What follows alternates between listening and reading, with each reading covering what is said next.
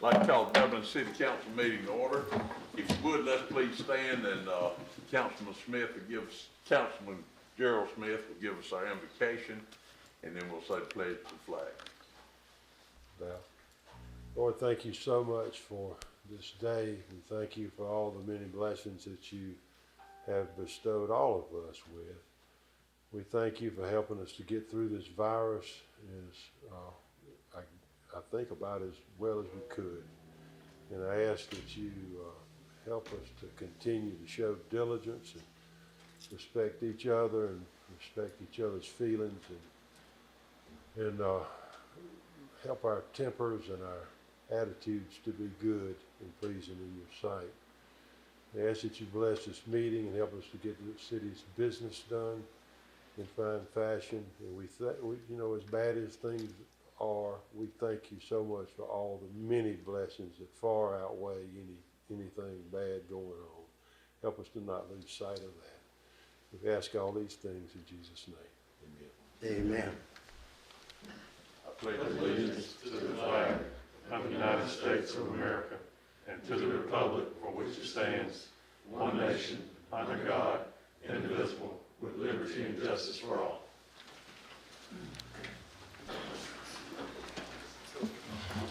I want to thank everyone for coming, and I want to thank you also for helping us practice social distancing.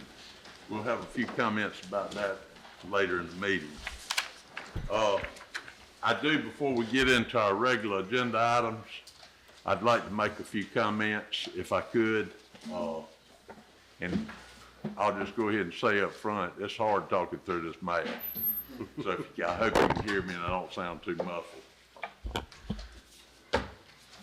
As leaders of the city of Dublin, we join many who have struggled to find the right words to express our sincere feelings and emotions. We acknowledge there are no right words, but we also believe silence is deafening. To solve a problem, we must first acknowledge that the problem exists. Then we must embrace it, discuss it openly, honestly, and earnestly. In doing so, we recognize that all views deserve to be heard, including those we must disagree with, not fully understand, or ones that make us uncomfortable. The COVID-19 pandemic has allowed us to see the best in humanity as we watch the selflessness of healthcare workers and first responders set up in a great time of need and challenge.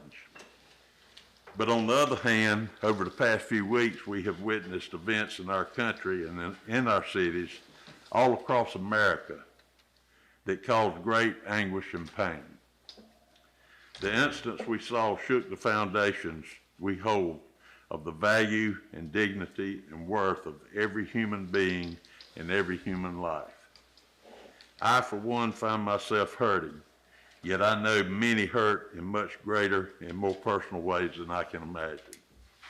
While we may not have all the answers, we certainly know that racism, violence, bigotry, and hatred have no place in civilized society and serve no purpose in making our world a better place. The first step involves making sure people feel heard. Feeling heard when you're angry or stressed is one of the few things that can calm a deeply fired up mind. We must all be willing to listen so well that people feel heard more than they ever have. I don't believe you ever solve a problem by running from it. Instead, I believe you embrace it head on and discuss the issues openly, honestly, and earnestly, recognizing that all views deserve to be heard, including those we might disagree with, do not understand, or that make us feel uncomfortable. Conversation and listening have always been on two of my biggest allies. In order to understand and learn, you must do both. With all of this in mind, the City Council and I will be implementing a task force, realizing that the citizens we serve deserve to know that as city leaders, We are willing to discuss these difficult issues and seek meaningful and lasting solutions. Throughout this process, it is our fervent hope that every one of us demonstrate our commitment to justice and humanity by practicing acts of awareness, kindness, love, and understanding as we listen thoughtfully and dialogue constructively. I hope that we can take this task force and really go somewhere with it. I'll give you a short, brief synopsis, and Councilman Benny Jones was a big part of this. I met with probably 40 members of the African American community. Tuesday was a week ago, and had some very good discussion. From that came the idea of the task force, and we have met separately and together. Benny and I have, and we've come up with some names that we'll be releasing by tomorrow, the next day, and we're hoping to task this task force with helping us to understand how we can have better racial relationships in our community. We don't want to be we want to be a resource, not the guide, not the governing authority of this task force. We want them to be independent thinkers. We want them to structure their own task force as they see fit. What we want to do is support them any way we can. So, Benny, would you like to say anything before we go on to the agenda items, or? I'll say it for the end. Okay. All right, and I thank you for letting me do that, but we will be back in touch and hope that we can get this rolling pretty quick and maybe see some, I wouldn't say results, but I'd say some conversations and a start to try and do better. All right, item number 1 is approval of May 21st, 2020 City Council meeting minutes. You got a copy of those with you? Move for approval, Mayor. Second. Got a motion and a second, any discussion? Hearing none, all those in favor say aye. Aye. Those opposed, motion carries. Item number 2 is approval of bills over $3,000. Pay the bill. Second. Got a motion and a second, any discussion? Hearing none, all those in favor say aye. Aye. Those opposed, motion carries. Item number 3 is approval of purchases over $3,000. And by the way, Matthew Bradshaw, our city engineer, is sitting in the city manager's slot tonight, but our city manager is on the phone, I believe, isn't he? If we have any questions. But Matthew, go ahead with that. Thank you, Mr. Mayor. We do have one item for consideration by council, purchase over $3,000. That is for a 7-foot by 16-foot utility trailer that will be used by the water department. This is used for landscape maintenance, cutting grass around the water plants and wastewater plants. We received 2 bids, and our staff recommendation is to go with Big Tex Trailers out of Cordele, Georgia. Yeah, you've heard staff's recommendation. Council, what's your pleasure? Move for approval. Second. Got a motion and a second. Any discussion? Hearing none, all those in favor say aye. Aye. Those opposed, motion carries. Item number 4 is a second reading and public hearing of an ordinance amending section 24-38, 24-39, and 24-72 of chapter 24 entitled Utilities of the Code of Ordinances. Mr. Mayor, this is ordinance number 20-08, amended rates effective 7/10/2020. This is an ordinance amending section 24-38, 24-39, and 24-72 of chapter 24 entitled Utilities, Code of Ordinances, City of Dublin, Georgia. Okay, we will now close our city council meeting and open a public hearing. And we'll ask if there's anyone here that'd like to speak in favor of this proposed ordinance change. If not, is there anyone like to speak in opposition to? Hearing neither, we will now close the public hearing, reopen the city council meeting, and turn it over to council for action. Move for approval, Mr. Mayor. Second. Got a motion and a second. Any discussion? Mr. Daniels, do you mind calling the roll? Councilman Brown, Yes. Councilman Jones, Yes. Councilman Gerald Smith, Yes. Councilman Griggs, Yes. Councilman Chris Smith, Yes. Councilman Davis. Yes. Ordinance passes. Thank you. From humble beginnings with a desire to serve the Dudley community, Bank of Dudley has grown to 5 locations, serving Lawrence, Twiggs, and surrounding counties. Serving our community since 1905, the Bank of Dudley is looking forward to its 2nd century of community banking. Drop in today to any of our 5 locations: Jeffersonville, Dudley, East Dublin, Veterans Boulevard, and downtown Dublin.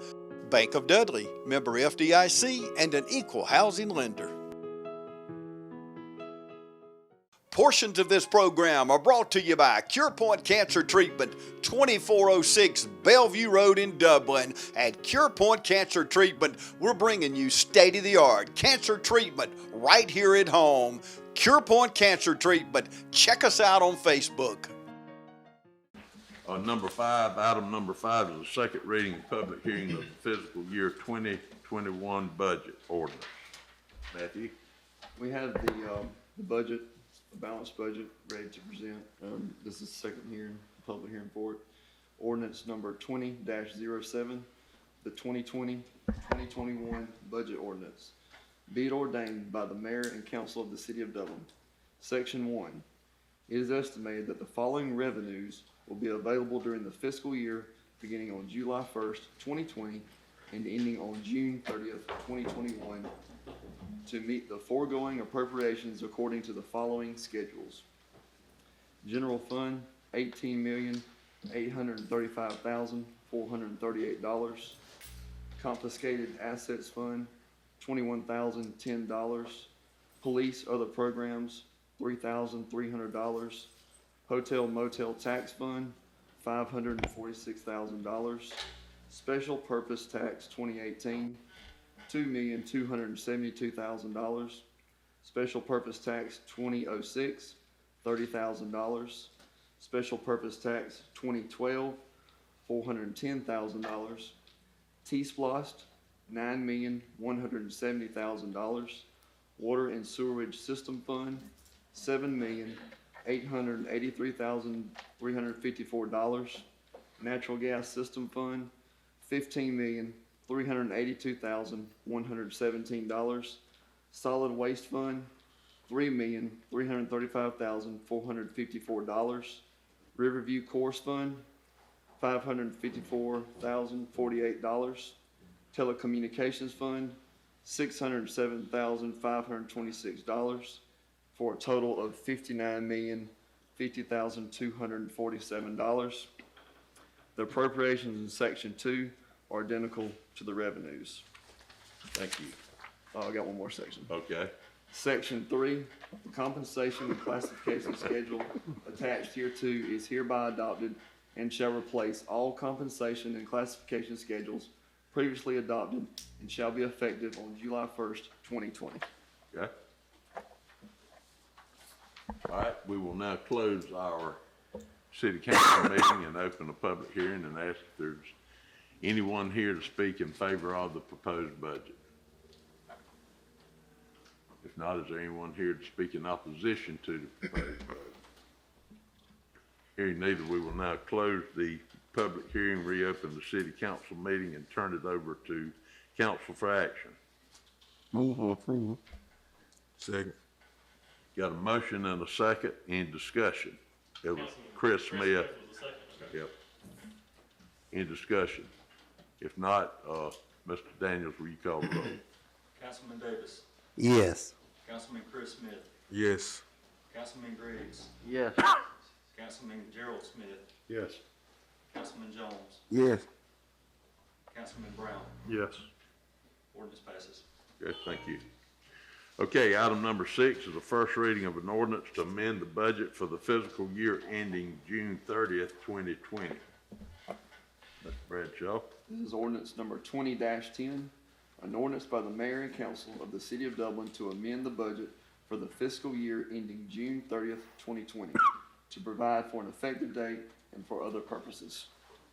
Thank you. Our second reading and public hearing will be at our July 16th meeting. Typically, we do not have the first meeting in July due to the July 4th being so close to the July 4th holiday. So that'll be at our July 16th meeting. Okay, item number 7 is the first reading of an ordinance to rezone 4.89 acres, more or less, located at parcel D09D003 from B2 Highway Oriented Business Zone to M1 Warehouse Light Industrial Zone. This is ordinance number 20-09, an amendment to the official zoning map of the city of Dublin, Georgia, as previously amended for the purpose of rezoning 4.89 acres, more or less, of land located at parcel ID number D09D003, Dublin, Georgia, from B2 Highway Oriented Business Zone to M1 Warehouse Light Industrial Zone. Proposed use is a veterinary clinic. Okay, our second reading and public hearing on this proposed ordinance change will be at our July 16th meeting. Okay, item number 8 is discussion and or action on a resolution establishing new residential and commercial garbage rates. This is resolution number 20-13, a resolution of the city of Dublin, Georgia, by and through its mayor and council, establishing new residential and commercial garbage collection rates to amend any conflicting ordinance or resolution and to establish an effective date. Okay. Council, do I hear, any, yeah? Second. Got a motion and a second, any discussion? Hearing none, all those in favor say aye. Aye. Those opposed, motion carries. Okay, item number 9 is discussion and or action on a resolution authorizing the mayor to execute a quitclaim deed of certain properties to the Dublin Lawrence Land Bank Authority. Resolution number 20-14, a resolution of the mayor and council of the city of Dublin authorizing the mayor to execute and deliver a quitclaim deed of certain properties to the Dublin Lawrence Land Bank Authority to set an effective date and for other lawful purposes. Okay, any discussion on that one? So moved, Mr. Mayor. Second. Got a motion and a second, any discussion? Hearing none, all those in favor say aye. Aye. Those opposed, motion carries. Okay, item number 10 is discussion and or action on reimbursement agreement between the city of Dublin and the Department of Natural Resources. You can talk a little bit about Yeah. the contract. Just Okay. go ahead and do a little bit of that. All right. This is a contract between the city of Dublin and the Department of Natural Resources. We hold an annual tire amnesty event where citizens of the city can bring tires to the warehouse at a set date and time, and they can bring those free of charge. And what happens is the city will pay a company to haul those tires off and dispose of them. And however many tires that ends up being, we'll turn that number in and we'll get reimbursed for that full amount by DNR. Any questions on that, council? All right, do I hear a motion accepted? So moved. Second. Got a motion and a second. Mr. Griggs and Mr. Jones.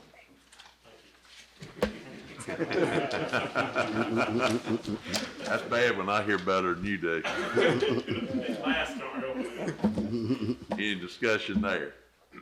Hearing none, all those in favor say aye. Aye. Those opposed, motion carries. Item number 11 is discussion and or action on the agreement with the Georgia Central Railroad and CSX concerning public funding for rail improvements. Mr. Powell, can you take this one? Yes, this, a couple of months ago, the council entered into an agreement with the Georgia Central Railway and CSX for certain improvements they're going to do for the rail line, not just in Dublin, but across the entire rail line. This is for a grant with matching funds. The grant totals $3.9 million, just over that. And they are going to match in that amount. The city is just kind of the pass-through. They need a local government to apply for the grant, and so we're doing that. This contract, we're just included in it because we're the ones applying. If you look at the terms of the agreement, it obligates us in no way, shape, or form. But we've already agreed to apply for the grant for them. This is just an agreement they need us to be a party to and to acknowledge. So we just ask for council to approve that. Okay, so you need a motion to agree to apply for the grant? Well, this isn't an agreement to apply for it. We're just a party to this agreement. The terms of the agreement really bind Georgia Central and CSX between each other. We're just a party to it because we're also in this process. Okay. But yes, we're a party to it, and so they asked for us to approve it. All right. Council, you have any discussion? Motion to accept the recommendation. Second. Got a motion and a second. Motion by Mr. Davis and second by Mr. Jones. Any discussion? Hearing none, all those in favor say aye. Aye. Those opposed, motion carries. Hi, I'm Jeff Cannon, President of Citizens Bank of Lawrence County. We're proud of our growth in 2019 and we look forward to serving you in 2 locations in 2020. Call on any of our staff and we'll be glad to help you with any of your banking needs at either one of our locations, Hillcrest Parkway or our new location in the Henry to downtown Dublin. Citizens Bank of Lawrence County, a proud member of this community, member FDIC and an equal housing lender. It's really hot outside, and the deals are even hotter with the City of Dublin Natural Gas. How would you like a free 40-gallon hot water heater plus free gas installation? It's easy. Just pick up the phone and call Brad Grimes with the City of Dublin Natural Gas, 277-5048, and get a free hot water heater and free installation. The City of Dublin Natural Gas, saving you money every single day. Item number 10 is discussion and or action on board appointments, and what I'll probably do, if y'all are okay with it, is I'll just go through all of them. If we have to go back to any, we'll go back to them. But some of these are reappointments. Some of them are filling unexpired terms, and that's pretty well it. But the first one is Dublin Lawrence County Development Authority. Keith Griffin has agreed to be reappointed. Scott Beasley is retiring. He has 1 year left in his term for being on the board, and Fred Williams has agreed to serve his unexpired term. Downtown Development Authority, Jerry Pitts has agreed to serve again. Priscilla Adams Smith has agreed to serve again, and Jack Walker has agreed to serve again. Let's see, on the International Committee, Donna Harmon will be added to the International Committee. Heather Harrington and Emily Hatchett will be added to the committee. And then on the Ethics Committee, the joint appointment, which is by the council and myself, Miss Angela Williams is up for reappointment. And I think that's it. You know, I would appreciate a motion to approve the offices. Move for approval, Mayor. Second. Got a motion and a second. Any discussion? Hearing none, all those in favor say aye. Aye. Those opposed, motion carries. That brings us to citizens' comments. Are there any citizens that would like to come up and address council tonight? If not, we'll go to council comments, and Mr. Smith, we'll start with you. With this Smith. Yeah, this with Mr. Gerald Smith. I'm delighted to see each of you here. And I'm happy with the way we've handled this virus so far, and I hope we don't let our guard down now since the weather's gotten warm and so forth, because it still is dangerous. So please encourage your neighbors and your family to continue to practice the social distancing and use these masks and all that stuff, because we certainly don't need another outbreak. And also, please be supportive of all the local businesses that are now beginning to open back up. Let's keep our shopping at home so that we can help these people that have really suffered, some of them very greatly during this time. I'd like to thank again each of you for coming, and God bless you all. Thank you, sir. Mr. Brown? Thank you, Mr. Mayor. I'll too echo what Councilman Smith had said. I want to add to that by thanking all of our city employees for their exemplary efforts during this COVID-19 crisis. Service has not been lost at all, and so I appreciate y'all serving the citizens as you have. Again, continue to social distance where appropriate, wear masks, and also just remember to love thy neighbor. Thank you. Thank you. Mr. Davis? Yes, want to thank all of our citizens for coming out today. But I wanted to just make a few comments, and I made a point in a meeting that we had last week about, and it seemed to be offensive, but it wasn't intended that way. And I made a statement about not a whole lot had changed since I left back in the 70s and coming back to Dublin. And like I said, it wasn't meant to be offensive. It was meant to make a point. And I just need to kind of comment a little further on that. When I left back in the 70s, over in the black community, the projects that we had in the black community was Johnson Home, Vincent Village, Katy Dudley Village, and that's on the south side. Across town we had, on the south side, Johnson Home, Jones Village, Katy Dudley Village, and on the other side of town we had Vincent Village. And if you look at that today, you still see the same, and they basically look the same as they looked when I was here, except Johnson Home was the one that was built last.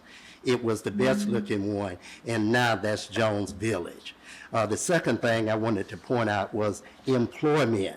In the late 60s, we protested in Dublin, and we were able to get a few people employed downtown, and I'm speaking of the banks. We used to have department stores, and so we got some in there, and it probably was a few in other places. But if you look at it, if you go around and you look in the city, you basically see what we saw back then. And the third thing I want to mention about education, the school system. When I left Dublin back then, it was segregated. And if you look at the city school system today, and you go around and look, it's basically the same today. So if we are going to address problems, concerns that we have in the city, those three things must be on the table for discussion and see if we could correct those situations that we feel is not equitable or not balanced. And I thank you for the opportunity to kind of address that concern. Thanks, sir. Mr. Smith, Chris Smith. I want to thank everyone for coming out. As the economy is slowly opening back up, just want people to be mindful and continue to sanitize, wash your hands, practice social distancing. And also want to make note to the thing that's going on to society about the issues in Minneapolis. Don't be so quick to judge someone on how they grieve. Just imagine and put yourself in their shoes. I just want to thank Mayor and Councilman Jones for the task force they created. Hopefully we can create change for the betterment of the city of Dublin. All right, thank you. Thanks, sir. Mr. Griggs. Thank you, Mr. Mayor. I just want to thank everybody for coming, and echo pretty much everything everybody else has said. Y'all just be safe, be smart, and take care. Mr. Jones. Thank you, Mr. Mayor. You know, in light of everything that's happening in our economy and going around, I'd like to thank the citizens of Dublin the way we've handled it. We've had peaceful protests, and I think our voices are going to be heard. And let's continue to be peaceful about everything. But also we need to look at, I know people might be wondering, well, they had a meeting and they told these things, but your voice is going to get heard. I want to encourage the citizens that We hopefully this task force does have a public town hall meeting where everyone can come and your voice will be heard about what you think you did. But with the task force, we're not just trying to beat down problems. We know what the problems are and know what's on, but we're looking for solutions. How can we solve these problems? And so these are times that calls for this. And I'm reminded of a quote that says, we need leaders not in love with money, but in love with justice. Not in love with publicity, but in love with humanity. Leaders who can subject their particular egos to the pressing urgencies of the great cause of freedom. And now it's not freedom, it's justice. A time like these demand great leaders. And so we're not only talking about the leaders amongst that you see here with the city council, mayor and council, but we're also talking about the task force and leaders, other leaders out in the community. These are times to put our egos to the side, and these are times to have a discussion. As the mayor said, to get problems solved, the only way you're going to get it is have a discussion. There's going to be some hard-out discussions. I often say, when you're having these discussions, leave your egos and your pride at home, come with tough skin. There's going to be some stuff said on both sides that need to be said and should be said. So don't get offensive about it. Let's get it out in the open, and now let's talk towards a resolution. This is what needs to happen, and we're hoping that this is get done. And, you know, like I said, I commend especially our young people that's been out there protesting. Mr. Chris Khrushchev, I can't pronounce his last name, that got the protest. During the protest, it's been very peaceful. They've been out there protesting, very peaceful. So we thank everyone for that. And second, I want everyone to stay safe and remind everybody that this is Happy Father's Day. So Happy Father's Day to all the fathers out there. And what have you, and I'll be celebrating the 49th birthday on Monday, so almost a big 5-0. And also, last but not least, Mr. Josh Powell, when it comes to comment, could you kind of address the issue of the Confederate statue out there and the city, and what can the city do, and what we can't do at statue, and how would that affect the city vandalism and what have you? What could you address that issue so the public would know about that? Yes, sir. The state law right now, there's a state law that regulates what local governments can do with monuments that are erected both for any other war that's been fought and the Confederate States of America. The monument that's up downtown, city council under state law right now doesn't have an option to move or relocate or take down the monument as the law reads right now. That law was put in place back in the last legislative session in 2019. They really severely tightened down on that. And you know, there is a provision in there in the statute that says that nothing in the code prevents a local government from relocating a monument if it's necessary for transportation project, you know, the widening of a road or the changing of the edifice of a building. But the rest of that code section says that if the council was to relocate the structure or the monument for that reason, it would have to be moved to a place of equal prominence in the town. And it couldn't be put in a museum or other house or structure if it wasn't there previously. And I understand the push to have it moved would be to get it out from being, you know, the kind of center focus of town. And that particular section that does allow you to move it would not answer that question because you'd have to move it somewhere of equal prominence. So I don't think that would really solve, the issues that are coming up around the monument. But as it stands right now, state law just doesn't allow council to do that. Thank you. Anything else? And one more, I'd like to thank C&W Fashion for my mask. They downtown, located downtown, so if you want a mask, custom made mask, go see Miss Connie at C&W Fashion. Thank you, man. All right, Mr. Powell? I don't have any comments. Good, Mr. Daniels? No comments. Come on, Brad, you did a good job tonight. Thank you for filling in for us. Mr. Jones, if you can hear us, that's good. In closing, just a brief message. We did a little blurb yesterday for the Department of Public Health on the COVID-19 situation. Dr. Thomas Kraft was asked myself and our county commission chair, who's in our audience tonight, Ms. Brenda, how you doing? Good to see you. Thank you for coming. To do some public service announcements. And basically, they wanted to remind us that it's still very active in our community. There were some outbreaks at a church in Cedar Grove, Georgia. And from that, it spread to a couple of businesses here in town. The positive test did. And it also, there was a death involved in Telfair County. What Dr. Kraft said is just please continue to practice social distancing. Please continue to wash your hands and use either an alcohol-based hand sanitizer or soap. And when you're in a meeting, which is a hard thing to do, or if you're with more than one or two people, you need to wear a mask. And what he says is a cloth mask, which I don't have. Mr. Jones is styling one if you want to see it. But anyway, y'all please be careful. I made the comment in pre-council tonight. You know, I think the first time around I had less anxiety because I think we were all scared and I think we were sheltering in place and I don't think we were subjecting ourselves to so much openness. And I think we've got to open back up. We know that. Everybody knows that. We've got to open back up. But please, just be careful and try to look after yourselves and others. If there's no further business, we stand adjourned.